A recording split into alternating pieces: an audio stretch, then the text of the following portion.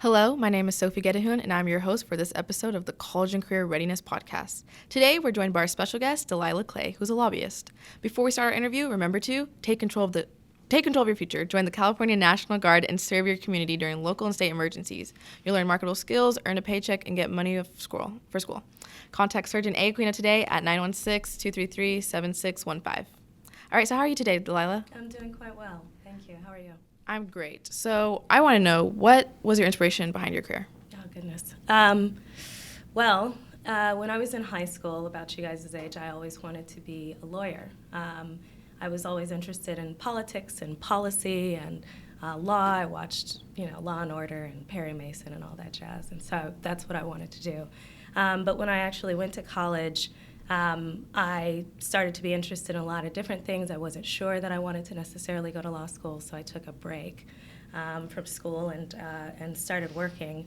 And I ended up getting accepted to a fellowship program after I graduated from undergrad that allowed me to work as a staffer in Sacramento in the legislature, and that was an incredible experience for me.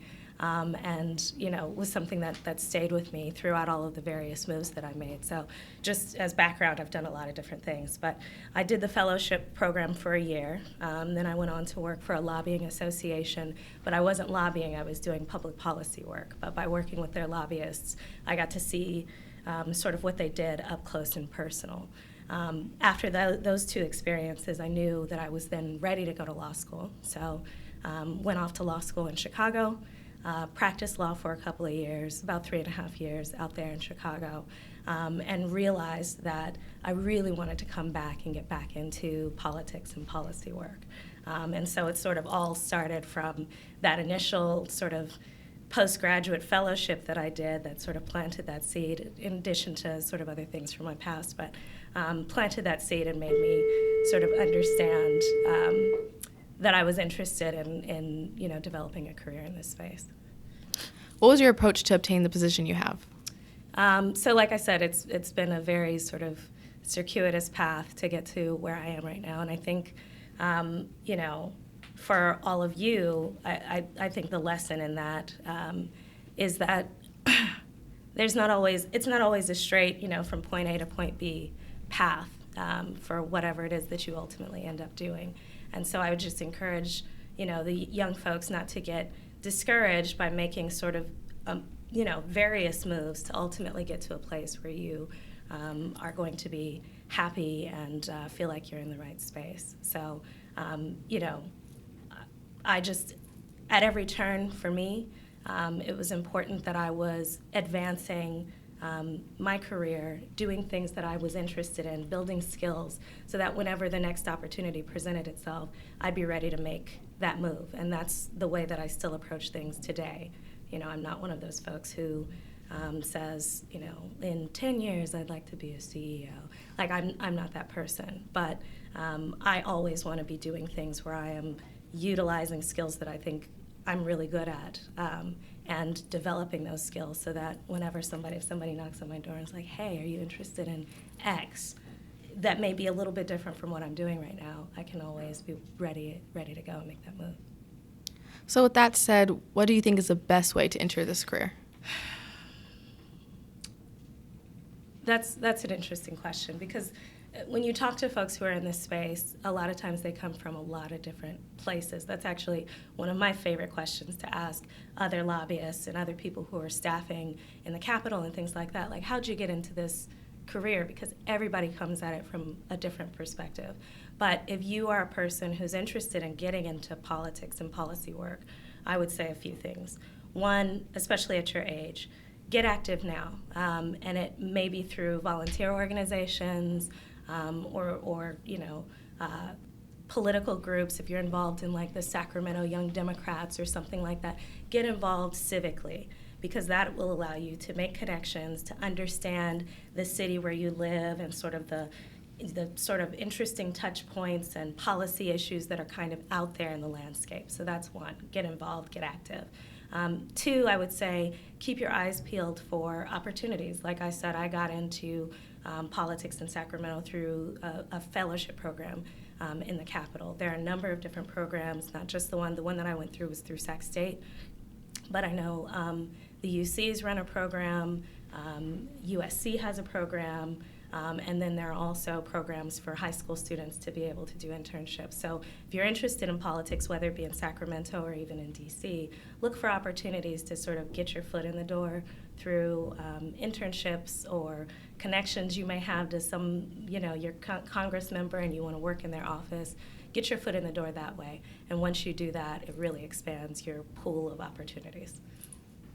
That's amazing. So what obstacles have you faced throughout your journey in becoming a lobbyist, and is there any obstacles you've known other lobbyists face? I think the biggest obstacle, I guess, is real life. I think that, as you guys get older and you all are, most of you are seniors, some of you who are listening may be a little bit younger, but once you leave high school, really everything is up to you, right? Like up to this point, you've had to, by law, you have to be in school, you have parents, you have people that are telling you generally sort of where to be and what to be doing. And once you leave high school, it's really wide open for you. And with that wide open space, it's awesome. You get a lot more freedom, and that's incredible. But it also leaves a lot more space for sort of life to happen to you. And so I would say that, one of the most important things in terms of building whatever your career is just trying to stay focused and make sure that as you're out there living your lives and developing and growing up and becoming young women or young men, that you're trying to stay focused on whatever it is that your career objective is. So getting through school and making sure that your GPA is high enough so that if you're interested in, going to grad school afterwards, that you're competitive. Still live your life. I mean, I had a great time in undergrad, but I remembered, okay, if I want to go to law school, I have to have a certain type of GPA to be competitive. So I have to make sure to get my work done in addition to having a social life and things like that. So I think that's a pretty big obstacle. With overcoming these obstacles, are there areas you still feel like you could improve on? Always. Yeah, definitely. I think, I don't think you ever really grow up. I'm 35 now, and I still feel like high school wasn't that long ago. Like, I'm still young and, whatever. And so I've come to accept, and actually my dad is like 62, and we recently had a conversation, and he's still feeling like he's growing up and maturing and developing in different ways. And so I just think that at every stage of your life, there's always something that you can be improving upon. There's always something that you can learn more about. You're going to constantly be developing. So, it's never done. So absolutely. In terms of specific things that I'd like to work on, I started lobbying maybe about a year and a half ago, so I'm still pretty new to it. And so for me, I'm still trying to develop my craft, meet more people.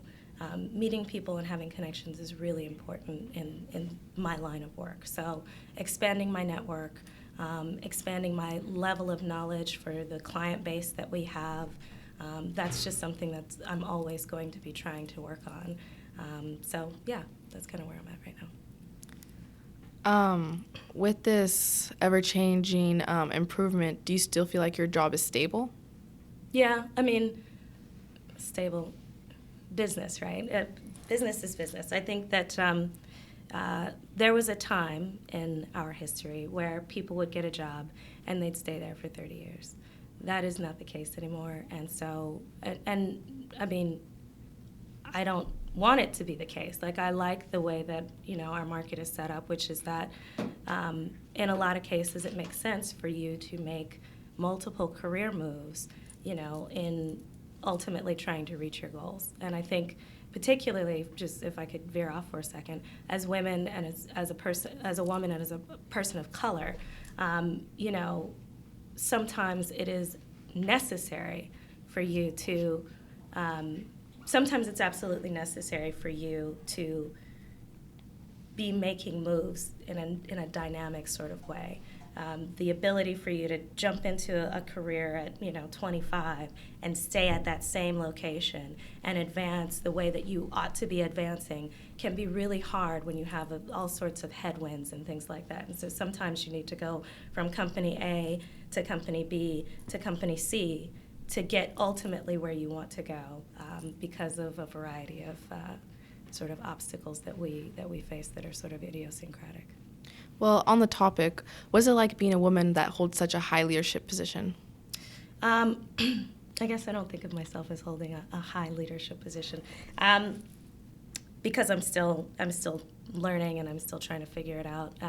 But I have, like I sort of outlined before, I've done a lot of different things. I've made a number of moves in my life that I feel good about, and it's nice. I think, when I was your age, I was very concerned about, getting things done and trying to, be the best that I could in whatever space that I was in.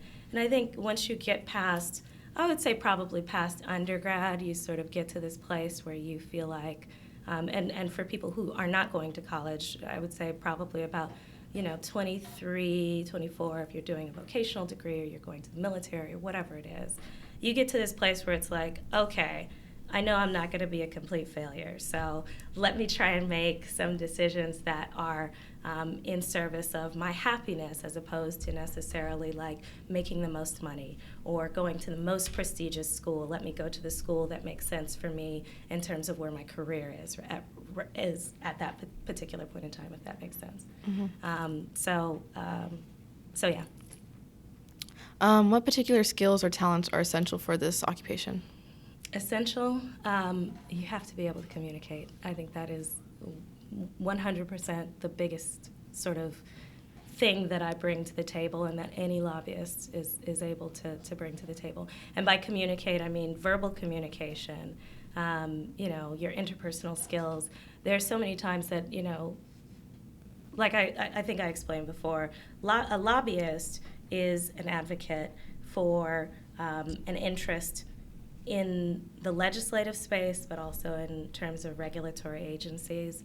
And so it's our job to go in on behalf of our clients and talk to people about what their issues are, about how certain pieces of legislation may impact them. And those conversations can happen in an office setting, but they can also happen over cocktails at 6 o'clock in the evening. They can happen over coffee. They can happen through text message. And so your ability to make connections with people, to be affable, to be someone that people like to be around is really important. But then also your ability to communicate via writing. And I think sometimes in school, we discount how important it is to be a really good writer. But in my job, I can't tell you how important it is. I mean, even just firing off an email to a client, right? And you think email is pretty informal. However, can be pretty informal. But, you're conveying really important information to someone who cares about it very closely. And so you want to make sure that you're drafting whatever it is that you're drafting in a way that they understand it, that it makes them look good, that you're not getting yourself into trouble, that you're not saying anything that if this email was posted on the front page of the New York Times, would you be embarrassed about it? You have to be mindful of those things too. So communication, I think, is the number one skill, both verbal and written. It sounds like there's a lot that comes with being a lobbyist. So what kind of salaries can someone in this line of work expect, or at least an estimated range? So that depends on what type of lobbyist you are. So I guess I would explain the buckets in a couple of different ways. There are lobbyists that work in-house for corporations. So most companies have a government relations arm. So if you think about, give me a name of a company. Disney Corporation, right? Let's say Disney. They have internally people who work for the company who keep track of what's happening legislatively or regulatorily that impacts the company, right? So that's an in-house government relations person. Then you have what I would call associational lobbyists. So there are groups, interest groups, or groups of professionals that get together, pool their resources, and decide we need to have somebody on the ground keeping an eye out for our interests. So an example of that would be insurance companies, right? So they get together, they have mutual interests, they create an association, and that association has a lobbyist. That lobbyist, they only lobby on behalf of insurance interests that are part of their association. And then there are lobbyists like myself who are contract lobbyists. So I work for a firm, and different companies hire us. So I have multiple companies that we represent as a contract lobbyist, as opposed to just having one client when you're either in-house or working for an association of some sort. In terms of salaries, they can vary pretty broadly, because sometimes with doing like associational lobbying, sometimes you're working for charity organizations or nonprofits, or groups that don't necessarily, that have good aims and are really important, but don't have a bunch of money, like let's say Disney Corporation, to be able to pay their lobbyists. So it can vary pretty broadly, but I would say anywhere from between $65,000 a year all the way up to I don't know, a couple $100,000. It can be more than that if some people start their own lobbying practice, they're partners in their firms, and so they get, there's an opportunity for even more money. Some people in this space are millionaires. So it's really, really broad. It depends on sort of what sector of lobbying you're in and how far you can go in this space. What core values do you have that motivate you to continue being a lobbyist? Core values. I would say that they're more interests than values. I am incredibly interested in government and how government operates and how important government is in all of our lives. And so, I'm kind of a nerd in that regard. Like, it's interesting to me to watch committee hearings and listen to members debate healthcare, for instance, or debate a policy around criminal justice reform or whatever, because at the most fundamental level, we're thinking about how people organize themselves and how we make decisions as communities.